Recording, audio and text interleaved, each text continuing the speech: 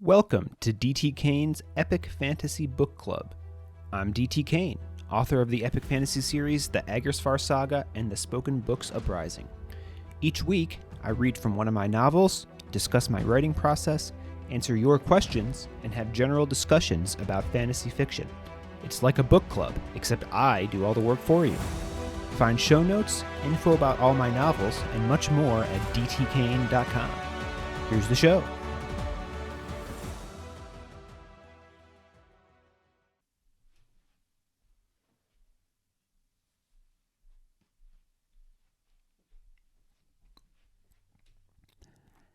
Chapter 17. Ehma regarded Baz a moment longer, then turned her glare upon Boost and Marst. "Why did you bring him here?" Boost and Marst simultaneously flinched back from Ehma, as if her words burned. Marst shuffled to the side, putting Boost in front of him, a futile effort to hide his bulbous figure from Ehma. Boost turned to him, but then seemed to think better of berating his companion in front of the present company. He turned back, offering Ehma a sheepish smile. When her expression didn't soften, he winced and quickly reached into a cloth sack he'd carried off the boat. "He was wearing this, my lady."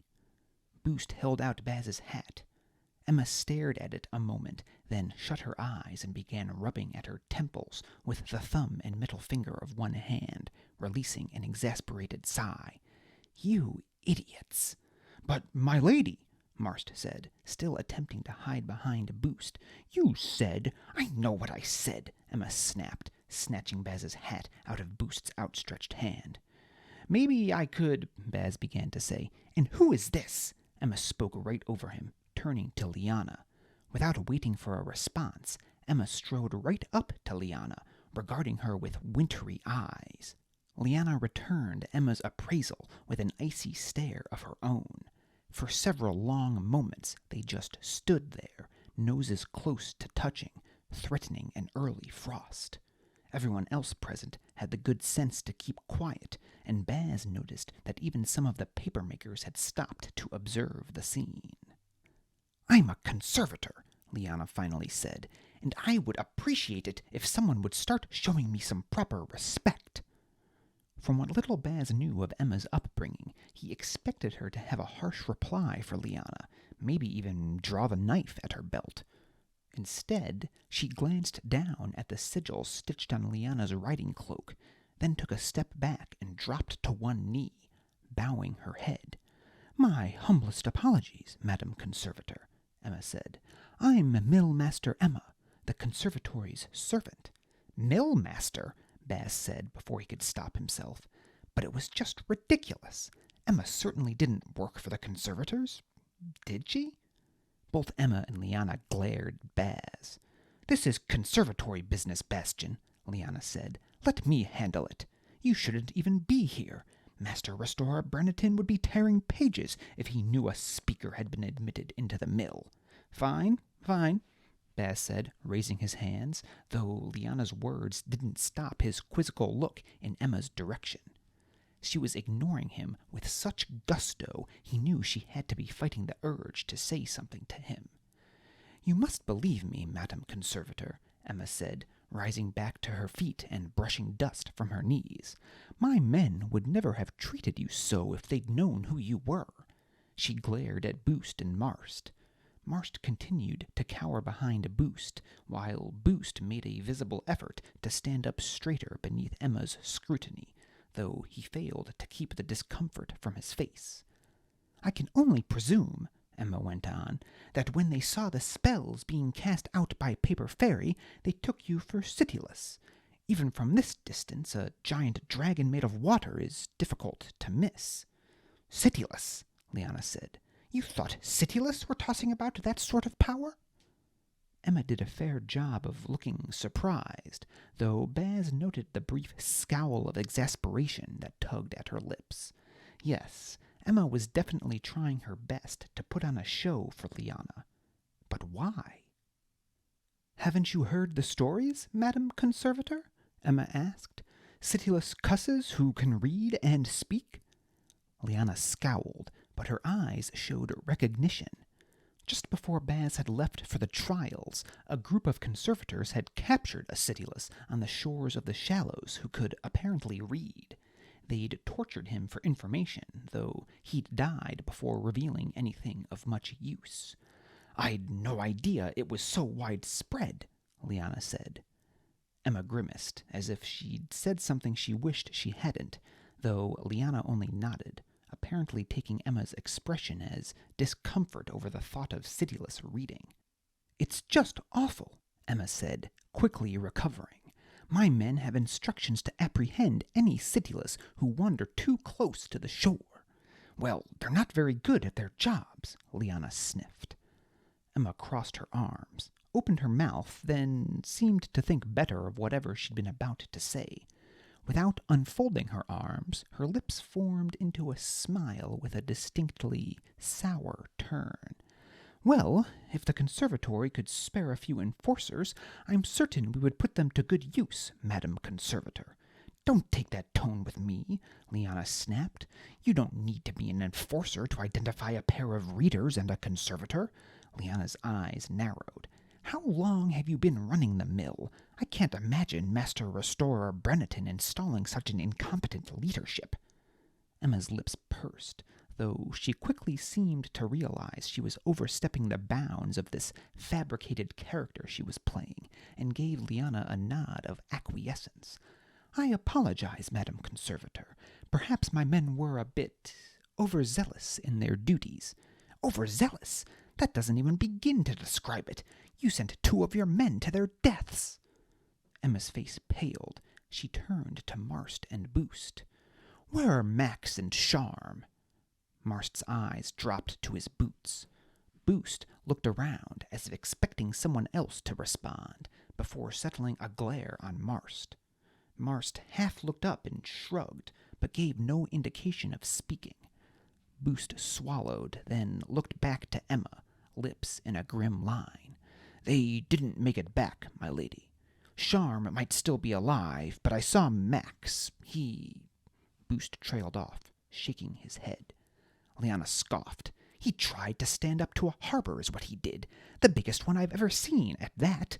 You can be sure that will be in my report when I return to Erstwhile.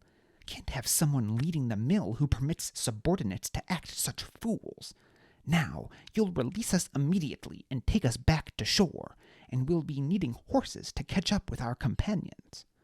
Ehma grimaced, face whiter than a conservator's robe. She shut her eyes and took several steadying breaths before looking back to Leanna. "I'm afraid that's impossible, Madam Conservator. The ship will have already turned back to Paper Ferry. It won't return until at least midday tomorrow." Leanna's scowl deepened. "Fine. We'll just have to push our horses extra hard, then." "We don't have any horses, Madam Conservator. The Conservatory has never deemed it necessary to supply us with any." Leanna began to open her mouth to berate Ehma further. "Leanna," Baz cut in, "you think maybe we could give her a bit of a break? You just told her 2 of her friends, or subordinates, died, after all, and what do you want her to do? Summon horses out of the elsewhere?" Immediately, Baz wished he hadn't spoken as Leanna turned her scowl in his direction. "You don't know what you're talking about, Bastion. This is a holy place, and this illet defiles it with her ineptitude. She deserves every bit of criticism she's received." Baz held up his hands in front of his chest, leaning away from Leanna. What had gotten into her?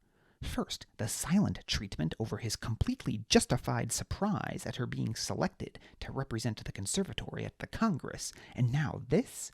Anger at the merest suggestion of a little compassion? Ehma cleared her throat, blessedly taking Leanna's glare off him. "There may be something we can do to get you to Fortune. Maybe even faster than you would have arrived otherwise." "I don't see how that's possible," Leanna said. "I'll show you, but first, might I have someone check your eye?" Ehma motioned to the bruise that had only grown since Boost had given it to her on the boat. "And a quick meal? Certainly you're hungry." Leanna brushed her fingertips over the bruise and winced. "I could certainly use something to eat," Baz offered before Leanna had a chance to decline. Wonderful, Ehma said. Lance. Ehma motioned to one of the guards who had escorted them from the ferry. Please have Diane look at the Madame Conservator and get her something to eat. I'll see to your servant, Madame Conservator. Ehma motioned at Baz. Leanna's face softened at that, and she smiled at Baz, mouthing servant to him with raised eyebrows. Great, just great. She wouldn't let him forget that. After the guard had led Leanna away, Ehma motioned for Baz to join her at an unoccupied table away from the paper workers. What is going on here, Ehma? Baz asked before they reached the table. Leanna will kill you if she finds out who you really are. Emma's eyes grew nearly as hard as Leanna's had been, and for the second time in the past minute, Baz found himself cowering away from a woman's ire. I'd like to see her try. Baz resolved not to push that line of conversation any farther. Based on how it felt to be subject to their glares, Baz would likely end up dead in the process if Ehma and Leanna ever came to blows. Well, what are you doing here? I'm a grown woman, Baz. I go where I please. My name's Bastion. You let rocks call you Baz. That was a mistake, he muttered, running a hand over the prickles of his shaved scalp before shaking his head. But my name's beside the point. Last time I saw you, it didn't look like you went wherever you pleased. It looked like you went wherever your mother pleased. Not any more. I left shortly after you. Now I'm searching for the transcendence, just like you're supposed to be. Tessa made you a seeker? Shh. She held up a finger to her lips and looked around, as if afraid someone might have heard what he'd just said. Her eyes almost appeared frantic. Not exactly. I sort of just left. But everyone here thinks I'm a seeker, and they do know I'm the Madam Scrivener's daughter. That's why they put me in charge. Baz opened his mouth, but closed it again. He could put the puzzle together for himself, remembering the look in Emma's eyes when he told her of the task her mother had set for him, that Tessa had known the Declaimer's transcendence was in Liamina Library in Fortune, yet had never told Ehma. Tessa's life work, and by blood relation Emma's own, and yet Tessa had never told her. All right, he said slowly. You're looking for the transcendence, but what are you doing here? Aren't you worried someone will, notice all the Citiless or keepers just hanging out here? Ehma shook her head. We have to get our paper for the equities from somewhere, and we can't very well do it out in the open on the Weeping Plains as our ancestors did. Besides, just about everyone who works here is a supporter of the keepers. It took Mother years to get enough of our people employed by the conservators that we could use this as a base. Suddenly, it seemed so obvious to Baz. All the Citiless raids the readers complain of, Baz said, they're not all originating from Tome, are they? Ehma grinned. Mostly our doing. She held up a finger and circled it around to indicate their surroundings. The conservators only think there's about a quarter as many people working here as there are, so we're constantly in need of supplies. But don't the conservators notice all the extra bodies hanging about when they come here? You think we just hang about when pilgrimages come? Ehma rolled her eyes. How did you manage to live through the trials being so thick? We hide when conservators come. Down below. She spoke those last words with an air of mystery. Down below? You'll see soon enough, Ehma said. All right, Baz said, glowering. He didn't like surprises. You could plan for what you knew. It was what you didn't know that was likely to stop your breathing. Well, how are you going to explain it to Leanna if she asks about all the people here? Immediately, Baz wished he could reach out and stuff the question back down his throat. Emma's lips settled to a thin line. That is a problem, she said. I also shouldn't have put in her mind that Citiless who know how to read are so widespread. She bit down on her lower lip and for a moment looked much younger, a little girl lost in the woods. Well, if you could survive Marla Kolnar's attack on Undertome, Baz said, trying to smile, you'll handle this just fine too, I'm sure. If anything, his words seemed to upset Ehma further. I only survived that because of you, Baz. Her tone was too somber for him to correct what she'd called him, and Baz found himself searching for something that might raise her spirits. But only one thing came to mind, and he really didn't want to say it. Keep your mouth shut, Baz. Keep your mouth shut. He bit his own lower lip in an effort to keep his thoughts from turning into anything other than a foolish idea. Ehma just stared down at the table between them, rapping the knuckles of one hand against it in a random rhythm. Torn pages! He just couldn't stop himself. Why? Why couldn't he just learn to keep his mouth shut? Too much time spent around Deliritus, probably. Mouth always flapping away. Maybe I could help you again. I doubt it, she said. Try me. She looked up from the tabletop, eyes glistening. Her cheeks reddened, then she glared at him as if he'd done something wrong. Gah! He'd never understand women. How about you start with telling me what you were doing trying to kidnap a reader? Ehma glared at him a moment longer, then chuckled ruefully. What are the chances that I tell my men to capture the one wearing a hat, and it turns out you just happened to be strolling by? She'd been holding Baz's hat ever since she'd snatched it from Boost and handed it back to him now. Baz turned the hat over in his hands a few times before settling it back onto his head. He still hadn't grown completely accustomed to having it back yet, and it felt odd to have something covering his scalp. But odd in a good way. He gave the brim a tug, raising his eyebrows expectantly at Ehma. I was going to kidnap a reader and use him to get into Fortune, maybe even into Liamina Library itself. Max was an influencer, a good one, too. He'd have been able to get the reader to do what we needed. She rapped her knuckles on the tabletop a few more times, taking a deep breath. Was it rocks the Conservator was talking about? The biggest harbor she's ever seen? Yeah, Baz said. Ehma did a fair job of keeping her face dispassionate, but she couldn't completely hide the dismay in her eyes. She'd seen up close what Rox could do with his razor. Max wasn't my friend, and he knew the risks.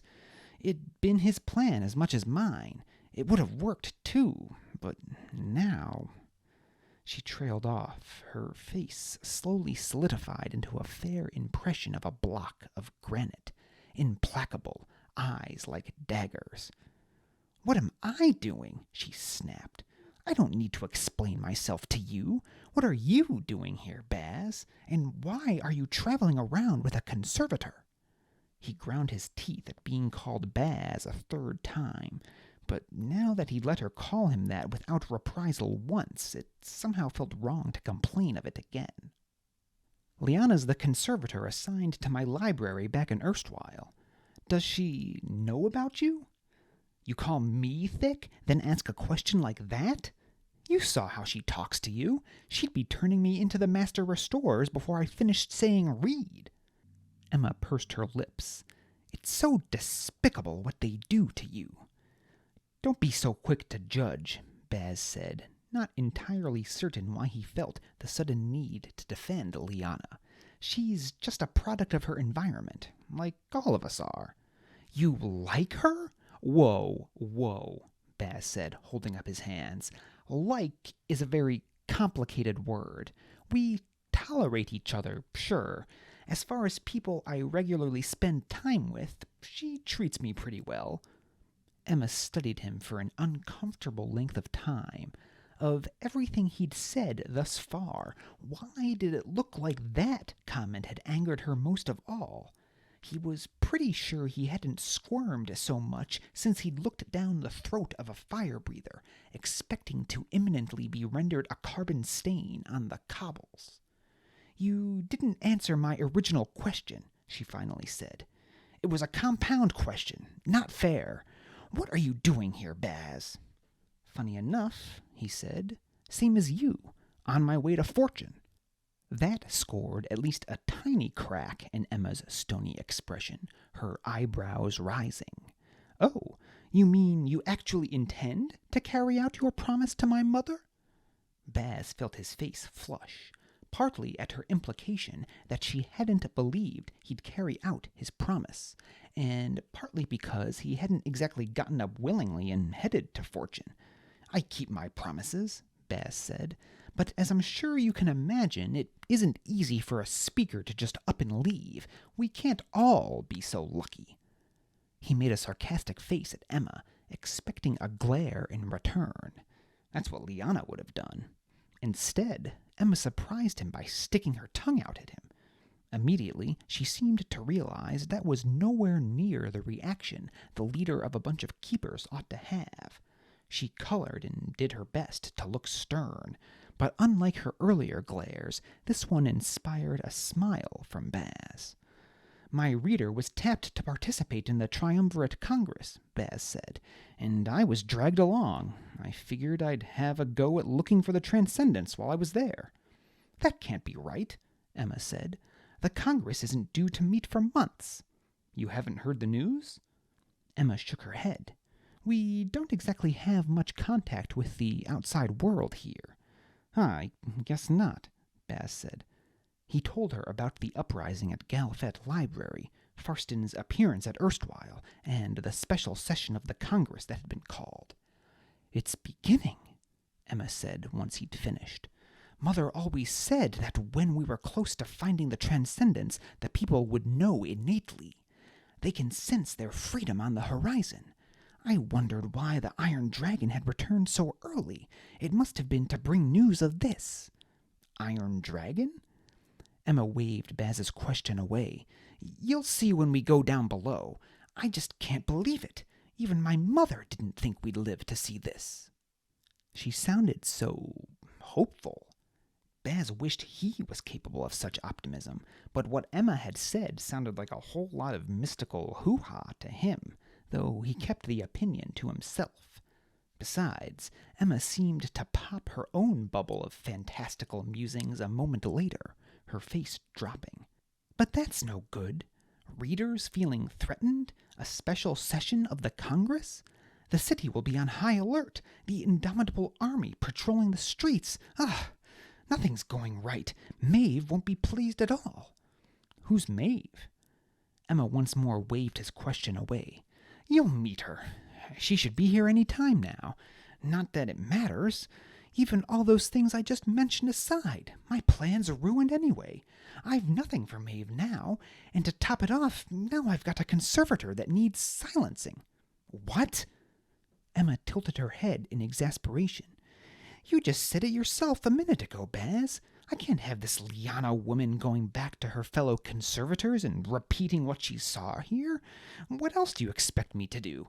I don't know," Baz stammered, "but certainly not sentence her."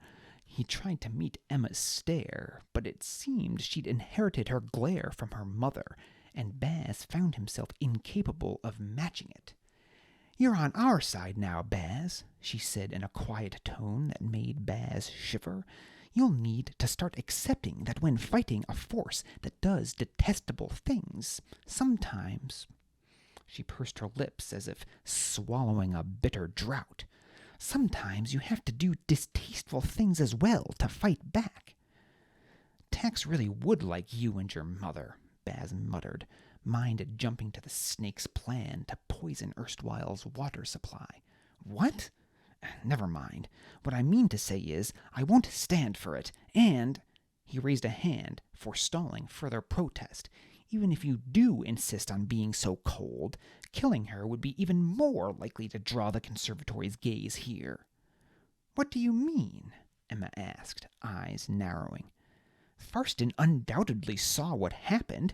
You think he'll just return to fortune and not tell anyone about being attacked on the shores of the Shallows? He'll be sending a small army out here as soon as he can. You want to be in a position where you have to explain what you're doing here to the indomitable army? We've hidden our operations from the conservators for this long. What's another inspection?" Despite her confident words, though, Emma's eyes didn't look nearly as certain as they had moments before. Come on, Emma. We both know the Indomitable Army is on another level entirely from the Conservatory. Most conservators just want to say their prayers and illuminate their manuscripts. A captain from the Indomitable Army is likely to order you drawn and quartered for looking at him funny. Emma grimaced. Well, if you know so much, what do you say we do? Let Leanna go free, and let her tell everyone in Fortune what she saw here? What has she seen here? It's no secret Fable still makes paper for the conservatories of oration. She's never been here before. She doesn't know what a reasonable number of workers is. If you don't give her any more reason to be suspicious of you, in all likelihood she'll return to the conservatory complaining of your incompetence in capturing her, but nothing more. Then you have a plausible explanation for everything, and there's no reason for Farston to send an inquest. Emma scowled, opened her mouth to speak, then shut it and scowled with greater intensity. Fine. We'll see what Maeve thinks of that. Just who is this Maeve? Baz demanded. Another seeker? Emma gave Baz a grim smile. You'll see.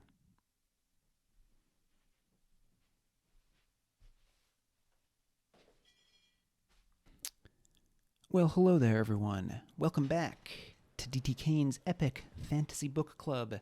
Today is November 6th, 2022, as I record this, which is episode number 16 of season 2 of the podcast, and number 43 overall. Thanks for tuning in again this week, and hope you enjoyed Baz's reacquaintance there with Emma. Certainly some interesting machinations seem to be going on here as Baz gets sucked deeper into this underground rebellion in oration. So next week we will be reading chapters 18 and 19 of Declaimer's Discovery. We'll see just exactly what is down below. We saw Emma refer to that a few times in chapter 17. We'll see what's down there. They are making something down there. What do you think that could be? We're also going to find out what Emma's plan is to get Baz and Leanna to Fortune faster than they could by riding horses. What do you think is down there that they can use to get to Fortune? And will we find out who Maeve is? We might not find out who Maeve is yet. That might be the following week. Just to give you a little outline of the next few episodes here. Like I said, next week we'll read chapters 18 and 19 of Declaimer's Discovery. The following week we'll do chapters 20 and 21, and then the week after that, which is that the Thanksgiving weekend? Let me pull up my calendar here. Yes, or the Monday after Thanksgiving. That will be an analysis episode of, it's been a while. I think chapters 15 through 21. So that'll take us through to the end of November. So you have all of that to look forward to here. The quick personal update on my end. National Novel Writing Month is officially underway. That happens in November every year. National Novel Writing Month, more commonly called NaNoWriMo. It's a not-for-profit organization that they run this event every November. Like I said, it encourages writers, both first-time novelists and many-time novelists, to get their first draft of their novel written in a single month, or at least a good chunk of it. So the goal is to write 50,000 words over the course of the month, which comes out to between 16 and 1,700 words per day. They have a nice dashboard that you can log into and keep track of your word count each day, and you earn little virtual badges as you go, and it gives you statistics and stuff. And then they hold lots of online events,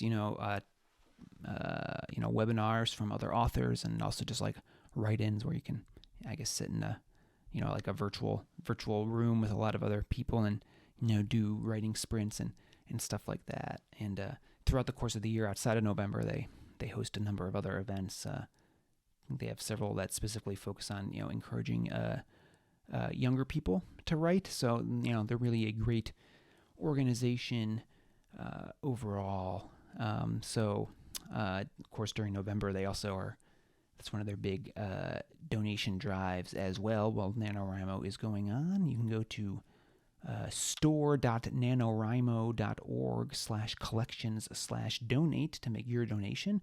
I will leave a link to that in the show notes as well. That's not an affiliate link or anything. I don't get anything if you make a donation. Just trying to help support a worthy cause here. And as I'm pretty sure I've mentioned already, but I am participating, obviously. I am working on Into the Dragon's Maw, which is the title I have settled on for Part 5 of the Spoken Books Uprising.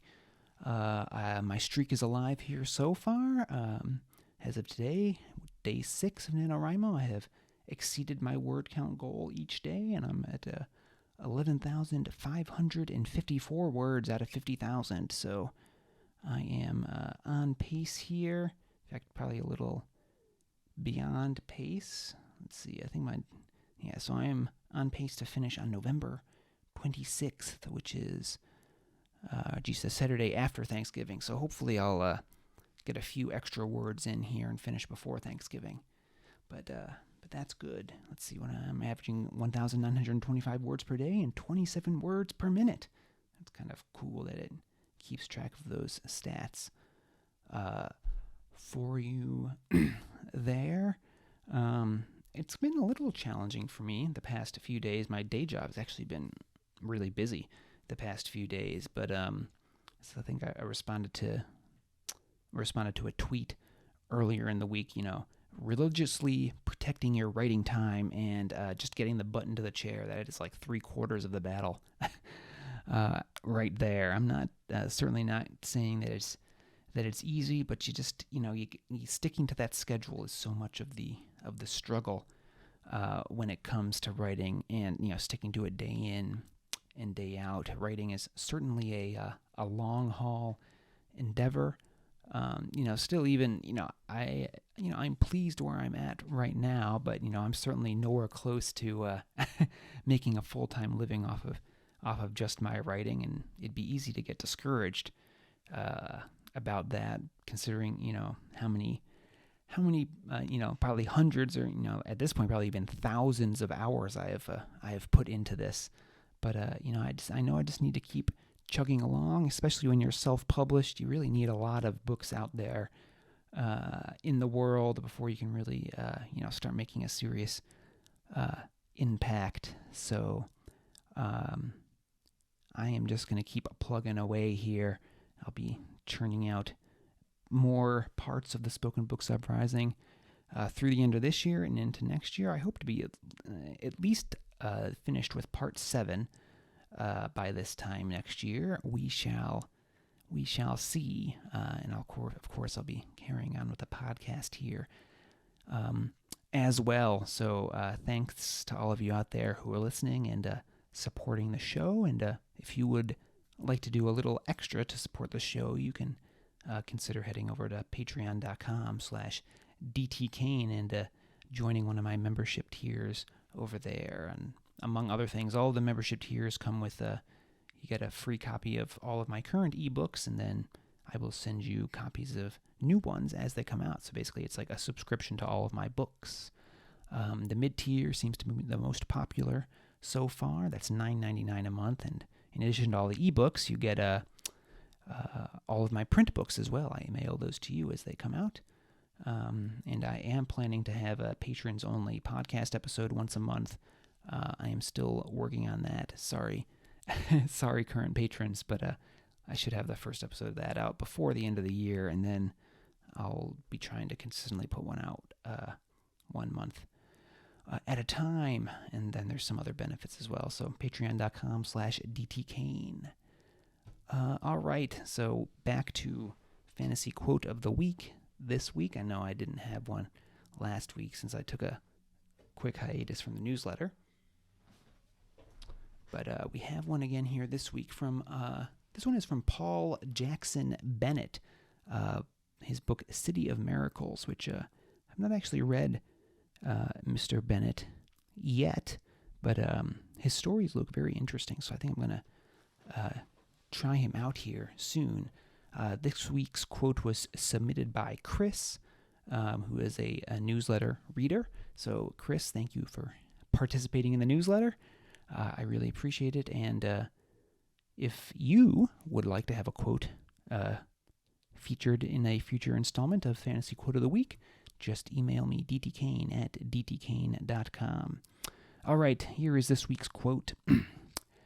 My definition of an adult is someone who lives their life aware they are sharing the world with others. My definition of an adult is someone who knows the world was here before they showed up, and that it'll be here well after they walk away from it. My definition of an adult, in other words, is someone who lives their life with a little perspective. That is Paul Jackson Bennett, City of Miracles. Here's my little quote, or little essay here to go along with it. The 17th century French inventor and physicist Blaise Pascal once wrote, "All of humanity's problems stem from man's inability to sit quietly in a room alone." I think there's a lot of truth to that, but Bennett might nail the issue even better than Pascal did. So often, we only think of ourselves. Now, that may sound like an insult, akin to being called selfish, but generally speaking, I don't think it's a bad thing. We often think too much of others, and we suffer for it. At the end of the day, we have to live with yourself. You have to live with yourself. At the end of the day, you have to live with yourself. And if you're not happy, you certainly can't hope to make others happy. So go ahead, think of yourself. That said, how much better of a place would the world be if we all considered others just a little more often? I'm talking tiny fractions here. Like, what if every person in the world tomorrow was 1% more considerate of others? Where would that leave us? Well, there'd be fewer doors slammed in faces, a drop in arguments, less crime. Perhaps what Pascal was really getting at was, if we were all more comfortable sitting alone in a room, we'd have more time to think, and then we'd quickly realize how our actions negatively impact others and correct accordingly. The world ought to try it. It could use a new perspective. All right, let me know what you thought of this week's quote and essay, dtkane@dtkane.com. And that is all for this week. If you're a subscriber to the newsletter, hope you enjoyed my photos from my trip to Chicago. And we'll be back, as always, with an episode next week, again, reading chapters 18 and 19 of Declaimer's Discovery. So until then, this has been D.T. Kane's Epic Fantasy Book Club. Thanks for listening to D.T. Kane's Epic Fantasy Book Club. If you liked today's episode, please consider rating and reviewing wherever you listen to podcasts. If you're watching on YouTube, give this video a thumbs up if you liked it, and hit that subscribe button and the bell so you get notified whenever new episodes become available. If you'd like to listen to back episodes or review the show notes, visit dtkane.com/podcast. D.T. Kane's novels are available for purchase at most major online retailers, or you can purchase directly from his website at www.dtkane.com/books. You can receive a free short story and sign up for D.T. Kane's mailing list at dtkane.com/email-signup.